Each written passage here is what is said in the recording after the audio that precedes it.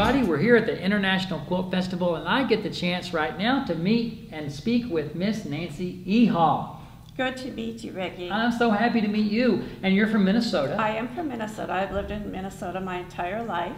That's fabulous. That's up north, by the way, you guys, okay? It gets cold up there. Very cold. Surprisingly, I'm in Colorado, and people think it gets really cold there, and it does, but it doesn't stay cold. But I think you guys can sometimes get socked in for a while. Tough winters, but that gives you more time inside to work on your quilts and your beading. I agree. Now, beading is your thing. It is. And it has been for a very long time. Right. I've been experimenting with beads and fabric for about 25 years. I've spent countless hours asking what-if questions of my chosen material. And sometimes you get the answer you hope for, and other times you have a learning experience. But you keep learning more about your materials, and I call it bead physics, because beads have a different physical property than thread or fibers.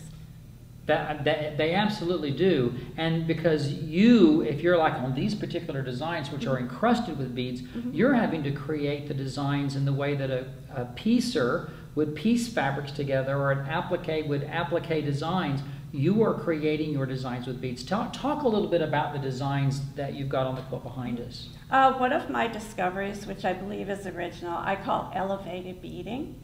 And what does that mean? Oh, that means that the majority of the lines of beads you see behind me are not laying directly on the fabric. They're being elevated and held off the fabric by short stacks of beads that connect the lines. And that's what's going on these as well. Exactly. Grab your little tool there, because I think that we can just do a little quick sample to show people how these beads, they have places where they attach, right? Right. But the strand of beads are elevated above the that's a technique that I'm not familiar with. Did you develop that? I believe it's an original technique that I've developed.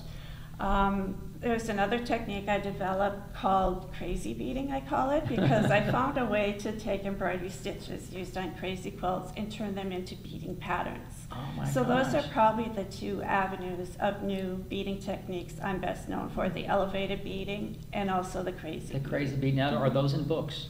Yes, I have 2 books, Okay. actually.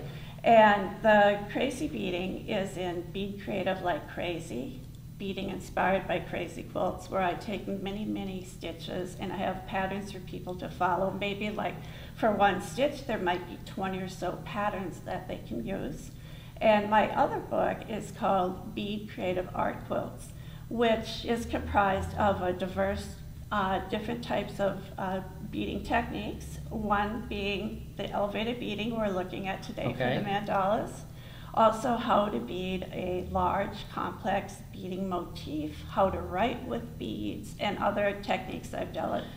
Now, I've gone to quilt shows and I've seen places where they do have bead booths. You can get your beads, but do you also have a great resource for people in your books of where to find beads, or just go keep your eyes open? Well, I'm not a bead shop. I've never had a bead shop, but I do have a website, beadcreative.com.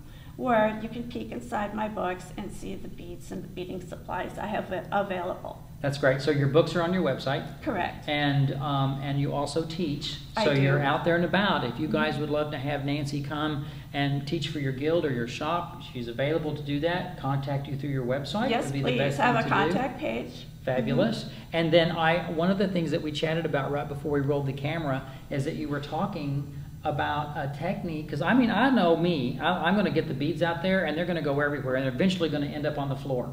Okay? A common problem. Common problem, and you've got a very easy solution. I do. Get ready for this. If you spill your beads, Tell them. if you spill your beads while you're beading onto the floor, it's not a good idea to take masking tape and try to pick them up that way, because you'll get fibers and things off your carpet. Instead, take a nylon stocking, put it on the end of the hose for your vacuum cleaner, and you put the vacuum cleaner hose over your beads, turn on the vacuum, and the beads will be sucked up to the stocking.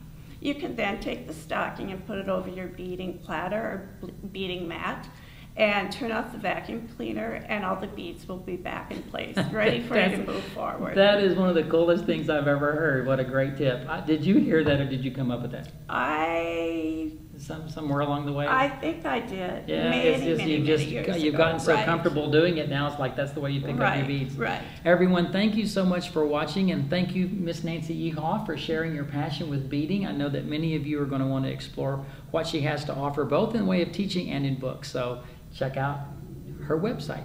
Thank you. Happy beading. Yes, absolutely.